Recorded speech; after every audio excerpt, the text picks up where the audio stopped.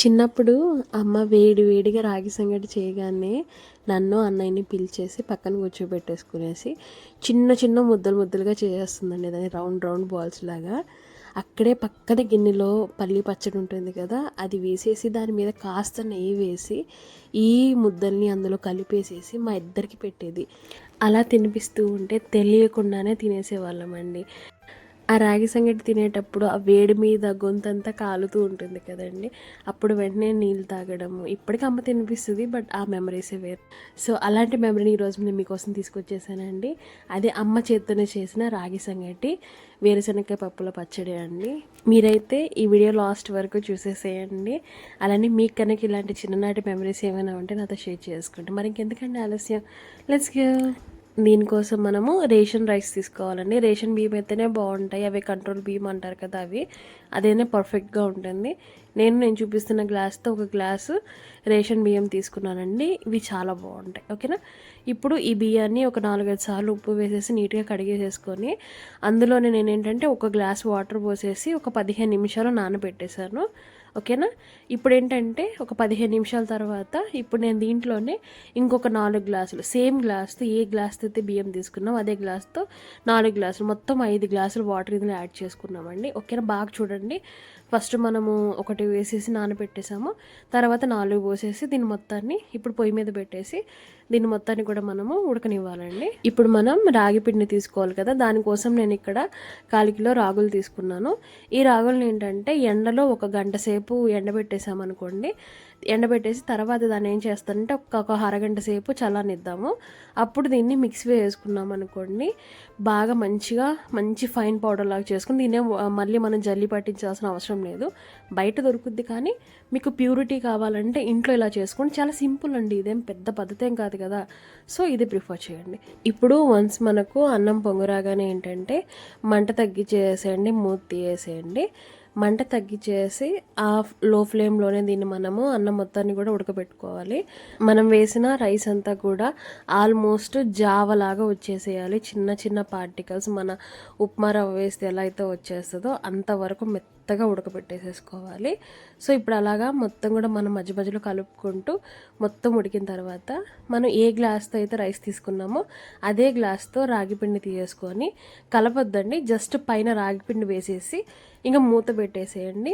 మూత పెట్టేసి ఒక 10 మినిట్స్ అదే లో ఫ్లేమ్ మీదనే మనము మూత పెట్టేసి దాన్ని ఉడకనివ్వాలి.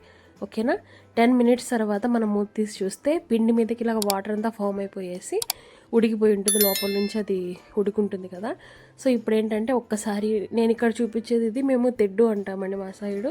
దీన్ని మేము తాటి దెబ్బతో చేపించుకుంటామండి. తాటి చెట్టుకి ముందు పక్క ఉంటుంది కదా, ఆకుకి దాని నుంచి చేపించుకుంటాము. చాలామంది దీన్ని చెక్కతో కూడా చేయించుకుంటారు. సో మా ఇంట్లో అయితే ఎప్పటి నుంచో కూడా మేము ఏంటంటే తాటి చెట్టుతో చేయించుకుంటాము. సో ఇలాగా దీంతోనే మనం ఇలాగ కలుపుకునేదానికి చాలా బాగుంటుంది. దీంతోనే కాదండి, అరిసెలకు కూడా మేము ఇదే వాడతాము. అరిసెలు, లడ్డు ఇలాంటివి మ్యాష్ చేయడం కోసం అనేసి దీన్ని వాడుకుంటాము. ఇప్పుడు ఈ రైస్ ఏంటంటే ఒకసారి కలిపేసేసి ఫ్లేమ్ ఆఫ్ చేసుకొని కిందకి దింపేసుకొని ఇలాగా నేను చూపిస్తున్న విధంగా ఒక సపోర్ట్ ఉండాలండి ఖచ్చితంగా. అమ్మ వాళ్ళు ఏంటంటే అప్పట్లో జస్ట్ 2 మన మసిగుడ్డలు అంటారు కదా, అవి తీసుకొని గిన్నె ఎలానో చాలా కాలు ఉంటుంది కదండి, ఆ హీట్ అంతా కూడా మన కాళ్ళకి తగలకుండా మధ్యలో దానికి అడ్డం పెట్టేసుకొని గట్టిగా గ్రిప్ తెచ్చుకుంటారు. ఆ తర్వాత ఇలాగ గెలకడం స్టార్ట్ చేస్తారు. గెలకడం అదేంటి అనేది అనుకోవద్దు. గెలకడం అంటే ఏంటంటే మేము చేసే ఈ మ్యాషింగ్ ప్రాసెస్ మొత్తాన్ని గెలకడం అంటారు, సంగటి గెలకడం అంటారు. మీరు వినే ఉంటారు అనుకుంటున్నాను. సో ఇప్పుడు ఇలా మొత్తం గెలుక్కున్న తర్వాత దీని మీద ఒకసారి జస్ట్ ఇలాగ మొత్తాన్ని ప్రెస్ చేసి గట్టిగా మళ్ళీ మనం ఫ్లేమ్ ఆన్ చేసుకొని దాని మీద పెట్టేసేసుకొని ఒక 4 to 5 మినిట్స్ లేదంటే ఒక 3 to 4 మినిట్స్ మనము లో ఫ్లేమ్లోనే దీన్ని కాసేపు ఉంచాలండి. 4 మినిట్స్ తర్వాత మనం మూత తీసి చూసామనుకోండి, ఇంకా ఆవిరికి బాగా ఉడికిపోయి ఉంటుందండి. ఇంకా ఫ్లేమ్ ఆఫ్ చేసుకోవాలి. ఫ్లేమ్ ఆఫ్ చేసుకునేసి మళ్ళీ అదే ప్రాసెస్ రిపీట్ చేయాలండి. ఒకసారి రిపీట్ చేసి బాగా మెత్తంగా మొత్తం రైస్ కానీ ఇలాగా ఈ రాగి పిండి కానీ సపరేట్గా ఉండకూడదు. మొత్తం ఎంత కలవాలంటే చాలా సాఫ్ట్గా అయిపోవాలి, అలానే మొత్తం కూడా కలిసిపోవాలి. సో అంతవరకు మనం దీన్ని కలుపుకున్న తర్వాత ఇలాగ ఇంకా ఫైనల్గా ఒక ప్లేట్ తీసుకొని అందులో ఈ మిక్చర్ వేసుకోవాలి. ఈ సంగటి వేసుకొని కొద్దిగా చన్నీళ్ళతో తడుపుకుంటూ ఇలాగ ముద్దలాగా చేసుకోవచ్చండి. మీరు కనుక ఇలా కాదనుకుంటే ఒక చిన్న బౌల్ తీసుకొని అందుకు కొద్దిగా నెయ్యి కానీ లేదంటే నూనె కానీ రాసేసి అందులో ఈ మిక్చర్ వేసారనుకోండి, వేసి కొద్దిగా ఇట్లా రౌండ్గా తిప్పుతూ ఉంటే అవే చిన్న చిన్న రౌండ్ లాగా వస్తాయి. సో సంగటి తినేదానికి కూడా ఒక పద్ధతి ఉంటుందండి. లైక్ మన పల్లెటూరు స్టైల్లో తినాలంటే అదే పర్ఫెక్ట్ వే. ఓకేనా. సో నేను కూడా ఇది ట్రై చేశానండి, బట్ నాకైతే అవ్వలేదు చేతితో చేయడము. అది సీరియస్లీ చాలా కాలుతుంది. అమ్మలంటేనే సూపర్ ఉమెన్స్ కాబట్టి వాళ్ళకి అవ్వద్ది, నాకైతే అవ్వలేదు. సో మీరైతే ట్రై చేయండి కానీ బట్ జాగ్రత్త. ఓకేనా. సో మీరైతే ఖచ్చితంగా ట్రై చేయండి. It's a very healthy food అండి. మీరైతే ఖచ్చితంగా ట్రై చేసి ఇలాగ మొత్తం కూడా మనం ఎన్ని ముద్దలు వస్తే అన్నీ చేసుకునేసి ఇంకా అన్నీ కూడా పక్కన పెట్టేసుకోండి. ఓకేనా. సో ఇది తినేదానికి కూడా ఒక ప్రాసెస్ ఉంటుంది.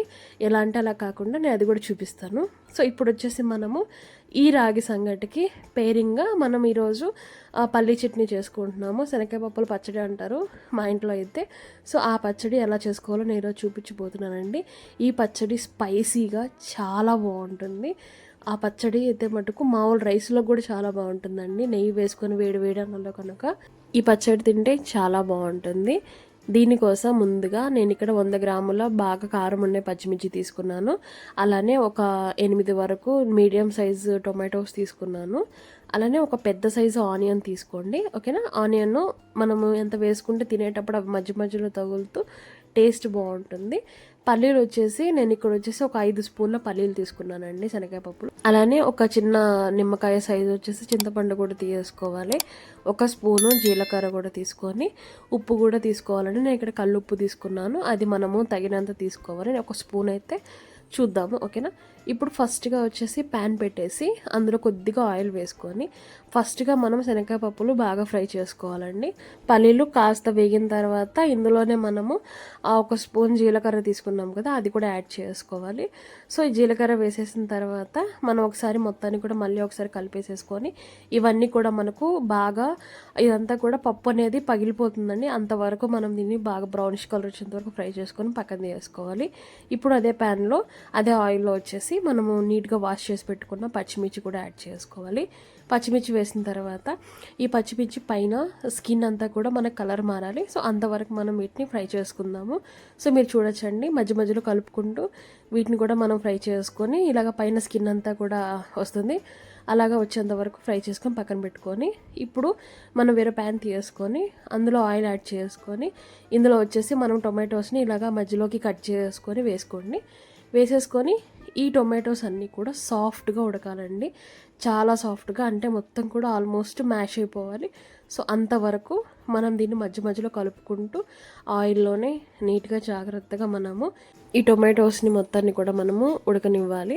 సో ఇలాగా ఆల్మోస్ట్ మనకు ఇలాగ సాఫ్ట్గా అయిన తర్వాత ఇందులోనే ఒక 1/2 స్పూన్ కల్లుప్పు కూడా యాడ్ చేసుకుని ఒకసారి మొత్తం మ్యాష్ చేసుకున్నట్టుగా కలుపుకొని ఇలాగా ఆల్మోస్ట్ మొత్తం కూడా ఉడికిన తర్వాత ఇందులో మనము చింతపండుని ఒకసారి వాష్ చేసుకొని అందులో ఏమైనా ఉంటాయని తీసేసేసి ఆ చింతపండు ఇందులో డైరెక్ట్గా యాడ్ చేసుకోవాలి. సో యాడ్ చేసుకొని కాసేపు కలుపుకొని ఇంకా ఫ్లేమ్ ఆఫ్ చేసుకోవాలండి. సో దీన్ని మనం చల్లారనివ్వాలి. వన్స్ ఇవన్నీ చల్లారిన తర్వాత ఫస్ట్ మిక్సీ జార్ చేసుకొని అందులో ఫస్ట్ పల్లీలు వేసుకోవాలి. పల్లీలు జీలకర్ర ఉంది కదా వేసుకొని ఇలాగ పౌడర్ లాగా చేసుకున్న తర్వాత ఇందులో మనము పచ్చిమిర్చి యాడ్ చేసుకొని కాస్త సాల్ట్ కూడా యాడ్ చేసుకోవాలి. సో సాల్ట్ యాడ్ చేసిన తర్వాత దీన్ని కూడా ఒకసారి గ్రైండ్ చేసుకొనేసి ఇప్పుడు ఇందులో మన ఈ టొమాటో ఉంది కదా, ఈ మిక్చర్ అంతా యాడ్ చేసేయాలి. సో యాడ్ చేసి మనం తీసుకున్న ఆనియన్లోంచి ఒక 1/2 ఆనియన్కి పెద్ద పెద్ద ముక్కలు కట్ చేసుకుని ఇందులో యాడ్ చేసుకొని ఒకసారి కచ్చా పచ్చగా మనం గ్రైండ్ చేసుకోవాలండి. ఇదే పచ్చడి మనం రోట్లో దంచుకుంటే ఇంకా బాగుంటుంది. సో ఇలాగ అయిపోయిన తర్వాత దీన్ని ఒక బౌల్లోకి తీసుకొని అందులో మనము ఇంకా సగం ఆనియన్ని ఇలాగ సన్నటి స్లైసెస్గా చేసుకొని ఇందులో కలిపేసేసుకుంటే ఈ స్లైసెస్ అనేది మనం తినేటప్పుడు మధ్య మధ్యలో తగులుతూ చాలా టేస్ట్ ఉంటుందండి. సో అంతే అండి, మన అమ్మ చేతి రాగి సంగటి అలానే శనగకాయ పప్పుల పచ్చడి రెడీ అయిపోయింది. ఇది తింటూ ఉంటే ప్రతి ఒక్క ముద్దలో కూడా అమ్మ ప్రేమ తెలుస్తుందండి. అంత బాగుంటుంది. హెల్త్కి హెల్త్, అలానే పాత జ్ఞాపకాలు కూడా అన్నీ కూడా కలిసి వచ్చేసాయి. మీరు కూడా ఖచ్చితంగా ట్రై చేయండి. మీకు కావాలంటే ఇంకా సింపుల్ వేలో కూడా చూపిస్తాను. అసలు మేము ఎలా చేసుకుంటామో చూపించారండి. ఒక పక్కా విలేజ్ స్టైల్, అమ్మ వాళ్ళ విలేజ్లో అమ్మమ్మ ఎలా చేసేదో అమ్మ ఎలా చేసేదో నేను ఈరోజు మీకు చూపించేస్తాను అమ్మ చేత్తోనే. సో మీరు కనుక మన ఛానల్ ఫస్ట్ టైం వస్తే సబ్స్క్రైబ్ చేసుకుని మన ఫ్యామిలీలోకి వచ్చేయండి. లైక్ చేయండి, షేర్ చేయండి. Thanks for watching. బాయ్.